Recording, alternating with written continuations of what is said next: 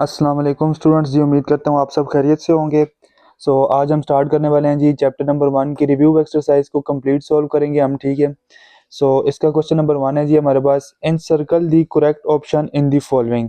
कहता है कि आप ये जो आपको एमसीक्यूज गिवन है ना, ठीक है, इनमें से जो इनका करेक्ट आंसर है, ठीक है, उसको सर्कल लगाएं या इन सर्कल करें, ठीक है। क्वेश्चन नंबर 1 को हम सॉल्व करते हैं जिसका ए, ठीक है, ये मल्टीप्लाई हो रहा है इन सब के साथ इज इक्वल्स टू, ठीक है। अब हमने बताना है कि ये हमारे पास किसके इक्वल है, ठीक है स्टूडेंट्स। अब आप देखें जी, ए को आप बी के साथ मल्टीप्लाई करवाएं, ठीक है, ए को सी के साथ और ए को डी के साथ, तो आपके पास क्या आंसर आएगा जी। अब देखें ये सारा बिल्कुल वैसे ही है, ये ऑप्शन नहीं है हमारे पास, ठीक है।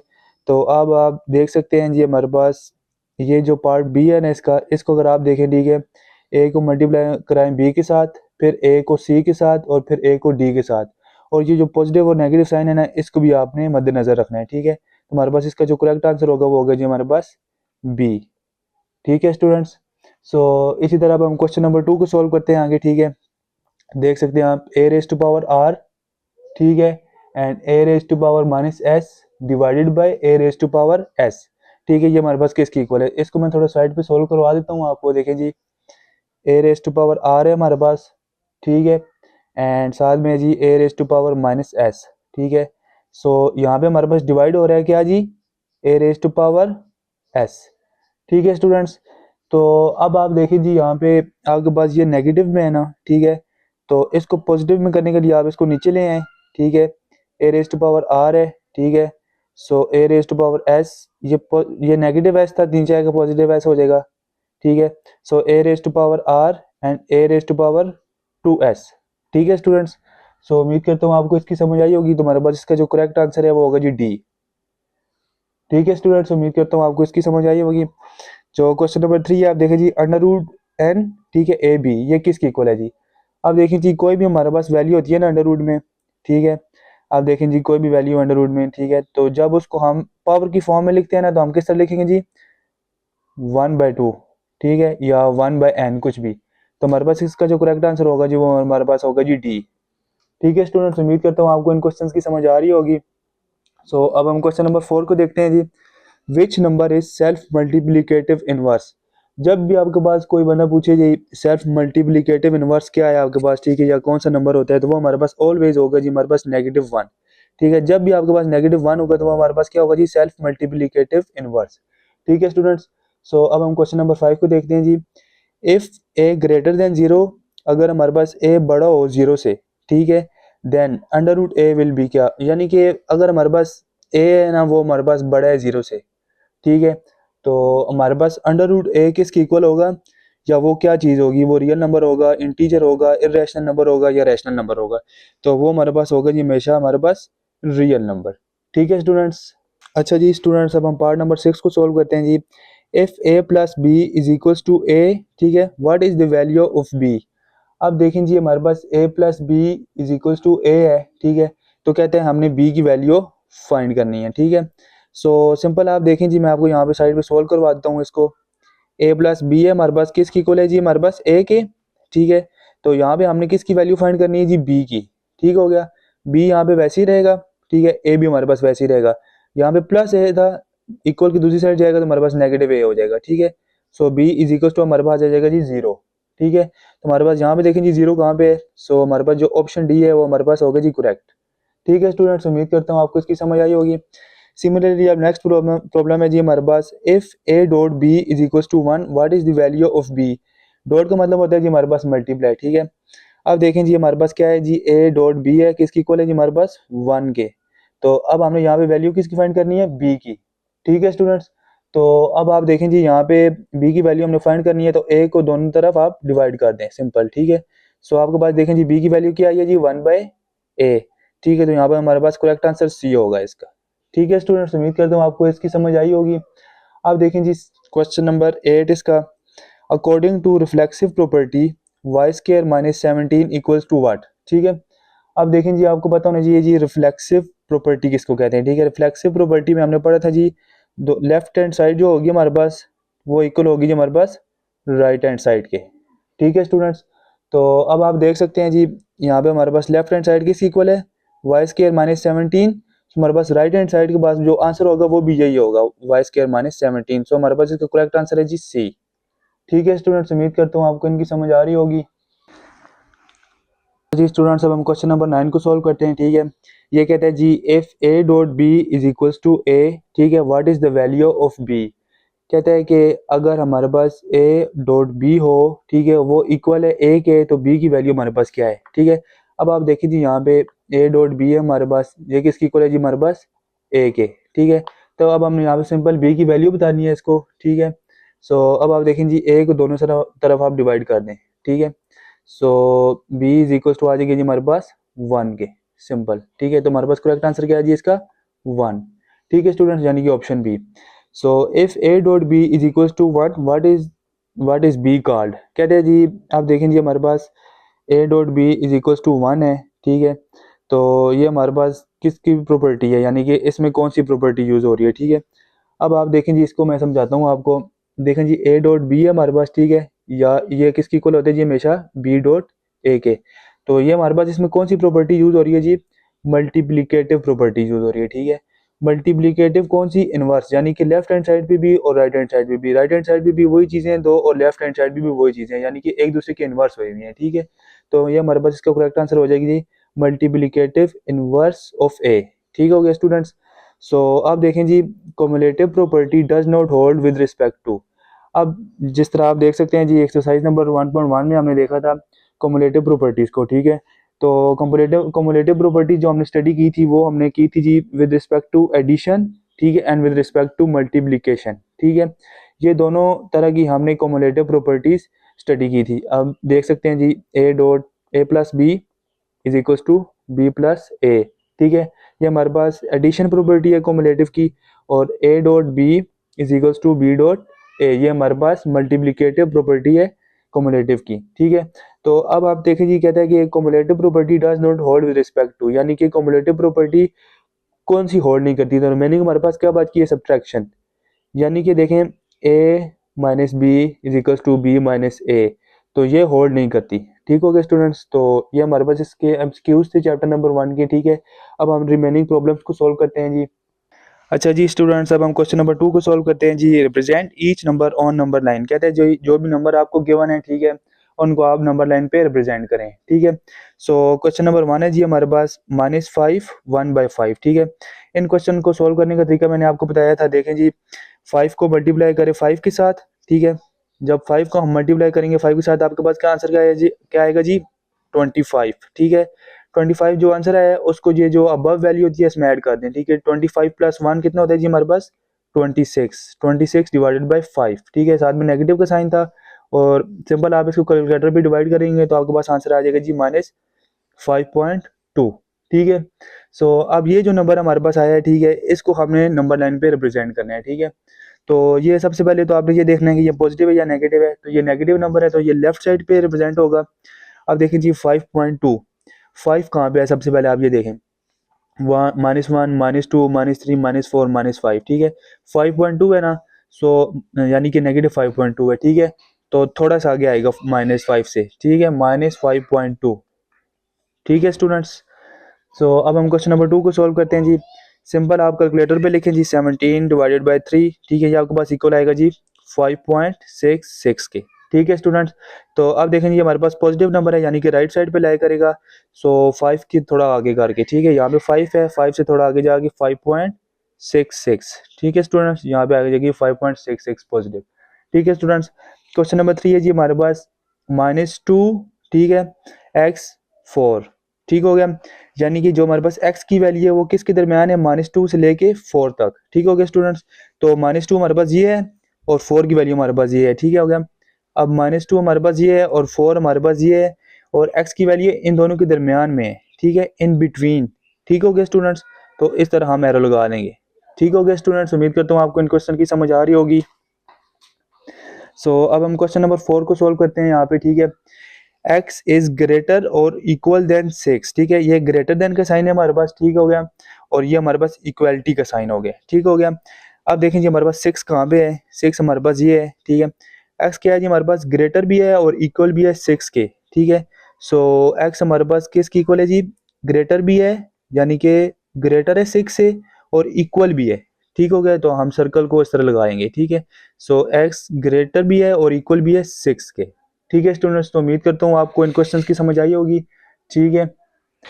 अच्छा जी स्टूडेंट्स, हम क्वेश्चन नंबर 3 को सॉल्व करते हैं। ये कहता है जी write each exponential expression as an equivalent radical expression. कहते हैं जो भी हमारे पास एक्सपोनेंशियल की फॉर्म में इक्वेशन गिवन है, ठीक है, या रेडिकल की फॉर्म में गिवन है, ठीक है, उनको सिंप्लीफाई करें, ठीक है, और सॉल्व करें, ठीक है, अगर मुमकिन है तो, ठीक है। क्वेश्चन नंबर 1 है हमारे पास -2 रेज़ टू पावर 4/5। अब देखें जी हमारे पास -2 है, ठीक है, 4 अलग है और 1/5 अलग है, इन दोनों को हमने अलग-अलग करके लिख लिया सबसे पहले, ठीक है। सो -2 का टेबल आप 4 पे लेके जाएं, कितने टाइम्स आएगा जी, 16 आएगा, ठीक है। अब देखें 2 का टेबल 4 पे लेके जाएं, 2 4 यानी कि देखें 2 multiply 2 multiply 2 multiply 2 is equal to 16, ठीक है स्टूडेंट्स। सो अब देखें जी नेगेटिव साइन था, पावर हमारे पास पॉजिटिव थी, तो हमारे पास आंसर पॉजिटिव आ जाएगा, ठीक है। सो 1/5, ठीक हो गया, ये हमारे पास सिंप्लीफाई हो गया। इसको हम रेडिकल की फॉर्म में आप लिख लेते हैं जी, √16 जो 1 डिवाइडेड बाई 5 था, हमारे पास पावर 5 इस तरह आ जाएगी, ठीक है स्टूडेंट्स, रेडिकल की फॉर्म में। ये एक्सपोनेंशियल की फॉर्म में था और ये हमारे पास रेडिकल की फॉर्म में आ चुका है, ठीक है स्टूडेंट्स। अब हम क्वेश्चन नंबर 2 को सॉल्व करते हैं।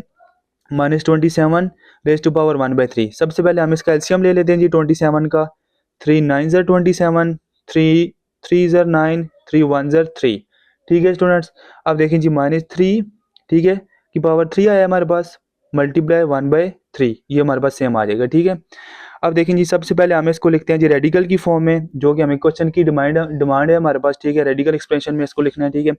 अब देखें जी -3 की पावर 3 हमारे पास ये सेम रहेगा, ठीक हो गया। और ये जो 1/3 है ना, ये हमारे पास किसकी फॉर्म में आ जाएगा जी, रेडिकल की फॉर्म में, सिंपल 3 आ जाएगा, ठीक हो गया स्टूडेंट्स। तो ये हमारे पास रेडिकल की फॉर्म में आ गया है।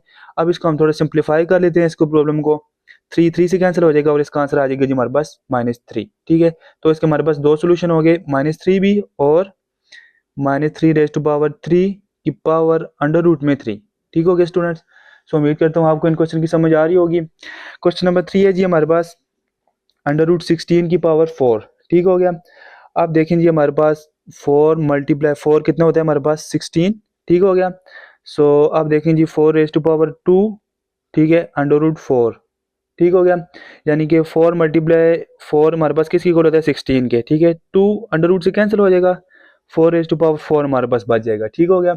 अब देखें जी 4 का एलसीएम ले लें आप सिंपल, ठीक है, 2 2 ज़र 4, 2 1 ज़र 2, ठीक है, 2 रेज़ टू पावर 2 आ जाएगा मल्टीप्लाई 4, ठीक है, एंड 2 रेज़ टू पावर 8 हमारे पास इसका आंसर आ जाएगा, ठीक है। इसको अगर आप फर्दर सिंप्लीफाई करें, ठीक है, 2 रेज़ टू पावर 8 आप लिखें कैलकुलेटर में सिंपल, तो आप इसका आंसर ले सकते हैं जी 128, ठीक हो गया स्टूडेंट्स। तो ये दो इसके सोल्यूशन हो सकते हैं, ठीक हो गया। अब हम क्वेश्चन नंबर 4 को सॉल्व करते हैं जी। क्वेश्चन नंबर 4 है जी हमारे पास √8, ठीक है, की पावर 3 और होल की पावर में 9, ठीक हो गया। सबसे पहले आप 8 का एलसीएम ले लें यहाँ पे, ठीक है, 2 4 ज़र 8, ठीक है, 2 2 ज़र 4 एंड 2 1 ज़र 2, ठीक है। सो -2 रेज़ टू पावर आ जाएगा जी हमारे पास 3, ठीक है, यानी कि हमारे पास जो भी हमारे पास 2 की वैल्यूज़ थी ना, ठीक है, वो कितने टाइम्स आई हैं जी हमारे पास 3 टाइम्स आई हैं, ठीक हो गया स्टूडेंट्स। सो अब देखें जी मल्टीप्लाई 1 डिवाइडेड बाई 3, ठीक है, और साथ में हमारे पास मल्टीप्लाई हो रहा है इसमें 9 भी, ठीक है, जो कि हमारे पास होल की पावर में था, ठीक हो गया स्टूडेंट्स। सो 3 हमारे पास 3 से कैंसिल हो जाएगा simple, and -2 raise to power हमारे पास 9 बच जाएगा, ठीक हो गया। सो ये हमारे पास किसकी इक्वल होगा जी -256 के, तो ये हमारे पास दो इसके आंसर होंगे, ठीक है स्टूडेंट्स। अब हम क्वेश्चन नंबर 5 को सॉल्व करते हैं जी सिंपल। अब देखें जी x है हमारे पास, ठीक है, -2 और 3 आपस में क्या हो रहे हैं जी, मल्टीप्लाई हो रहे हैं, ठीक है, 3 2 ज़र 6 होता है, जो -6 आ जाएगा क्योंकि नेगेटिव साइन है साथ में, ठीक हो गया। इसी तरह x रेज़ टू पावर 0 है, ठीक है, 0 और 5 भी आपस में मल्टीप्लाई हो रहे हैं। अब 5 को 0 के साथ मल्टीप्लाई करेंगे तो x की वैल्यू आ जाएगी जी 0 ही, ठीक हो गया। अब देखें जी हमारे पास कोई भी वैल्यू है एक, उसकी पावर 0 है, तो वो हमारे हमेशा किसकी इक्वल होगा जी 1 के, ठीक हो गया स्टूडेंट्स। सो अब देखें जी हमारे पास इसका रिमेनिंग आंसर बच जाएगा जी x रेज़ टू पावर -6 और साथ में 1, तो यानी कि इसका हमारे पास आंसर है जी x रेज़ टू पावर 6, ठीक है, यानी कि -6, x रेज़ टू पावर -6, ठीक है। और ये हमारे पास किसकी इक्वल है जी, अब देखें जी पावर हमारे पास नेगेटिव है, पावर को हमने पॉजिटिव लिखना है, so 1 divided by x raise to power 6, ठीक है स्टूडेंट्स। उम्मीद करता हूँ आपको इसकी समझ आई होगी। सो हमारे पास क्वेश्चन नंबर 3 कंप्लीट सॉल्व हो चुका है, ठीक है। अब अच्छा जी स्टूडेंट्स, हम क्वेश्चन नंबर 4 को सॉल्व करते हैं। कहते हैं जी use the properties of exponents to simplify each of the following. कहते हैं कि एक्सपोनेंट्स की जो प्रॉपर्टीज हैं उनको यूज़ करें, ठीक है, और ये जो नीचे क्वेश्चन है इनको सिंप्लीफाई करें सिंपली, ठीक है। सो एक्सरसाइज चैप्टर नंबर 1 में, ठीक है, डिफरेंट एक्सरसाइजेज में हमने एक्सपोनेंट्स की प्रॉपर्टीज़ को यूज़ किया, ठीक है, और प्रॉब्लम्स को भी सिंप्लीफाई किया। तो उन्हीं प्रॉपर्टीज़ को यूज़ करते हुए हम इन क्वेश्चन को सॉल्व करेंगे। अब क्वेश्चन नंबर 1 है जी हमारे पास -2 raise to power 3, similarly -2 raise to power -4 and -2 raise to power. अब देखें जी इसकी पावर के ऊपर कुछ नहीं है, तो मतलब क्या होगा जी, हमारे पास 1 होगा, ठीक हो गया students. And -2 raise to power -3, ठीक हो गया। अब देखिए जी इन सब की बेस सेम है हमारे पास, ठीक है, तो हम -2 को 1 टाइम लिखेंगे, ठीक हो गया। और जब बेस हमारे पास सेम होती है तो पावर हमारे पास क्या हो जाती है जी, ऐड हो जाती है, ठीक हो गया स्टूडेंट्स। 3 -4 प्लस 1, ठीक हो गया स्टूडेंट्स। इसी तरह -2 रेज़ टू पावर -3 वैसे ही आ जाएगा, ठीक हो गया स्टूडेंट्स। अब देखें जी ये हमारे पास किसकी इक्वल होगी जी, -2 रेज़ टू पावर 0, ठीक है। 3 -4 प्लस 1 हमारे पास 0 की इक्वल होगा, ठीक है। And similarly -2 raise to power -3, ठीक है। मैंने आपको बताया जब भी हमारे पास किसी चीज़ की पावर 0 हो तो वो हमारे पास किसकी इक्वल होता है जी, 1 के, ठीक हो गया students. And -2 raise to power -3 हमारे पास वैसे ही आ जाएगा, ठीक है। सो अब आप नेक्स्ट देखिए जी, -2 रेज़ टू पावर -3 का पावर हमारे पास नेगेटिव है, तो पावर को हमने पॉजिटिव करना है, तो हम ये नीचे वाली साइड पे था इसको ऊपर ले आएंगे, ठीक है, यानी कि डिनोमिनेटर में था तो इसको हम न्यूमिनेटर में ले आएंगे, ठीक है। सो -2 रेज़ टू पावर 3 आ जाएगा, +3, ठीक है। तो ये हमारे पास इस क्वेश्चन का सोल्यूशन था, ठीक है स्टूडेंट्स। अब हम क्वेश्चन नंबर 2 को सॉल्व करते हैं जी। अब देखें जी हमारे पास यहाँ पे बेस सेम है तो पावर हमारे पास ऐड हो जाएगी, सिमिलरली इस तरह भी, ठीक है। अब देखें जी बेस सेम है तो पावर को हम ऐड कर लेते हैं, 1/2 प्लस 3/4, और इसको हम ऐसे ही लिख लेते हैं 1 2 की पावर 1/2, ठीक है स्टूडेंट्स। सो मल्टीप्लाई हो रहा है। अब देखें जी बेस सेम है, पावर ऐड हो जाएगी इसी तरह, इसकी पावर कुछ नहीं थी तो 1 होगी हमारे पास, 1 प्लस 3/2, ठीक है। सो 3 रेज़ टू पावर -1/2, ठीक है स्टूडेंट्स। सो अब हम इसको अलहदा से सॉल्व कर लेते हैं, ठीक है। 1/2 प्लस 3/4, एंड अब हम इसको सॉल्व करते हैं जी, ये हमारे पास इक्वल आएगा जी। देखें 4 हम नीचे डिवाइड में लिख लेते हैं क्योंकि हमारे पास बड़ी वैल्यू 4 की है यहाँ पे, ठीक है। 4 हमने लिख लिया, ठीक है। अब 2 का टेबल 4 पे कितने टाइम्स जाएगा, 2 टाइम्स, ठीक है। तो हम 1 को मल्टीप्लाई करेंगे 2 के साथ, ठीक है। 1 मल्टीप्लाई विद 2, अब हमारे पास प्लस का साइन है। और अब देखें जी 4 का टेबल हमारे पास 4 पे कितने टाइम्स जाता है जी, 1 टाइम। सो 3 को मल्टीप्लाई करेंगे हम 1 के साथ, ठीक हो गया। तो ये हमारे पास आ जाएगी जी, 2 प्लस 3 हमारे पास 5 होता है, तो 5/4, ठीक हो गया स्टूडेंट्स। सो अब हम नेक्स्ट सॉल्व करते हैं जी 1 प्लस 3/2 को, ठीक हो गया स्टूडेंट्स। तो अब हम इसको सॉल्व करते हैं जी 1 प्लस 3/2, ठीक है। अब देखें जी हमारे पास 1 के नीचे कुछ नहीं है तो हमारे पास 1 ही होगा सिर्फ, ठीक है। सो 2 हमारे पास हम नीचे ले लेंगे कॉमन, ठीक है। 2 एंड 1 का टेबल 2 पे कितने टाइम जाता है जी, 2 टाइम्स, तो हम 1 को 2 के साथ मल्टीप्लाई करेंगे, दरम्यान में प्लस का साइन है और 3 वैसे ही आ जाएगा, ठीक है। तो इसका आंसर आ जाएगा हमारे पास 5/2, ठीक हो गया स्टूडेंट्स। सो अब देखें जी नेक्स्ट हमारे पास ये दो सॉल्व हो चुके हैं, ठीक है। अब हम इनको लिख लेते हैं क्वेश्चन में। 2 की पावर हमारे पास 5/4 आ जाएगा, ठीक है, divided by 2 raise to power 1/2, ठीक हो गया। और मल्टीप्लाई का साइन यूज़ करेंगे यहाँ पे। आगे 3 की पावर हमारे पास क्या आंसर आया था जी, 5/2, ठीक है। And 3 raise to power -1/2 division में आ जाएगा हमारे पास, ठीक है। अब देखें जी हमारे पास नेक्स्ट स्टेप में क्या करना है हमने। अब देखें जी जो भी हमारे पास बेस है ना सेम है, तो हम सारी वैल्यू एक जगह इकट्ठे करके लिख लेते हैं, ठीक है। 2 रेज़ टू पावर 5/4, ठीक है, नीचे प्लस में ऊपर जाके नेगेटिव हो जाएगा, -1/2 आ जाएगा, ठीक है। मल्टीप्लाई का साइन 3 5 रेज़ टू पावर 5/2, ठीक है, माइनस साथ ऊपर जाएगा प्लस हो जाएगा, +1/2, ठीक हो गया स्टूडेंट्स। अब देखें जी इनको सेम की तरह हम दोबारा सॉल्व करते हैं, ठीक है। अब देखें जी किस तरह सॉल्व होगा जी, 5/4 -1/2, ठीक है। 4 हम यहाँ पे कॉमन ले लेते हैं जी, ठीक है। अब देखिए 4 के टेबल 4 पे कितने टाइम जाते हैं, 1 टाइम, तो 5 को हम मल्टीप्लाई कर देंगे 1 के साथ, ठीक हो गया स्टूडेंट्स। तो हमारे पास 5 ही आ जाता है, 5 मल्टीप्लाई 1, माइनस का साइन था, ठीक है। अब 2 के टेबल 4 पे कितने टाइम्स जाते हैं जी, 2 टाइम्स, तो हम 1 को मल्टीप्लाई करेंगे 2 के साथ, ठीक हो गया स्टूडेंट्स। सो अब देखें जी 5 - 2 हमारे पास 3 होता है, 3/4 हमारे पास इसका आंसर आ जाएगा, ठीक हो गया स्टूडेंट्स। अब देखें जी हम 3 वाले पार्ट को सॉल्व करते हैं, ठीक है। तो अब देखिए इसका जो हमारे पास आंसर आया हुआ जी 3/4 आया है, 2 रेज़ टू पावर 3/4, मल्टीप्लाई हमारे पास किसकी इक्वल होगा जी 5। अब देखें जी नेक्स्ट को सॉल्व करते हैं हम, 5/2 प्लस 1/2, ठीक है। 2 हमारे पास कॉमन आएगा, सेम है दोनों में, और 5+1 हमारे पास 6 होता है, तो हमारे पास इसका आ जाएगा आंसर 6। ठीक है, 5+1 6, और इसको हम डिवीजन करेंगे तो इसकी आंसर आ जाएगा हमारे पास 3। ठीक है students, so 3 raised to power 3। तो ये हमारे पास इस क्वेश्चन का आंसर था डी। ठीक है स्टूडेंट्स, उम्मीद करता हूँ आपको इसकी समझ आई होगी। अच्छा जी, अब हम क्वेश्चन नंबर 5 को सोल्व करते हैं। ये कहते हैं जी determine whether each statement is true और फॉल्स। कहते हैं बताएं कि स्टेटमेंट ट्रू है या फॉल्स है हमारे पास। ठीक है, और कहते हैं अगर इफ फॉल्स, अगर गलत है तो गिव एन एग्जांपल, ठीक है, of a number that shows the statement is true. कहते हैं कि कोई एग्जांपल दें और फिर प्रूव करें इसको। ठीक हो गया, सो पार्ट ए है जी इसका हमारे पास। ठीक है, आप देखते हैं, इसको पहले सोल्व करते हैं। Every rational number is an integer. ठीक है, ये हमारे पास ट्रू है या फॉल्स। रैशनल नंबर हमारे पास क्या होते हैं जी, पी बटा क्यू की फॉर्म में जो लिख सकते हैं हम। ठीक है, सो ये हमारे पास क्या है जी, हम इसको देखते हैं, ये हमारे पास फॉल्स होगा। ठीक है, हम क्रॉस भी लगा सकते हैं इसका, और हम इसको फॉल्स भी लिख सकते हैं। ठीक है स्टूडेंट्स, तो हमारे पास जो भी रैशनल नंबर होते हैं वो इंटीजर नहीं होते। ठीक है, तो हमारे पास ये फॉल्स आएगा। ठीक हो गया, तो पार्ट बी का आप देखते हैं जी हम, ये किस तरह सॉल्व होगा। Every real number is an irrational. ठीक है, तो हर रियल नंबर हमारे पास इर्रेशनल नहीं होता, तो ये भी हमारे पास फॉल्स होगा। ठीक है, एंड अब देखें जी हम पार्ट 3 को सॉल्व करते हैं। ठीक है, every irrational number is a real number. ठीक है, तो ये हमारे पास ट्रू है। ठीक है, क्योंकि हमारे पास जो भी इर्रेशनल होते हैं वो रियल नंबर होते हैं। अब पार्ट डी को देखें जी आप, every integer is an rational number. ये भी हमारे पास ट्रू है, and every real number is either rational और इर्रेशनल। ठीक है, तो ये भी हमारे पास ट्रू होगा। ठीक है स्टूडेंट्स, उम्मीद करता हूँ आपको इन लेक्चर की समझ आई होगी। ओके जी, अल्लाह हाफिज़।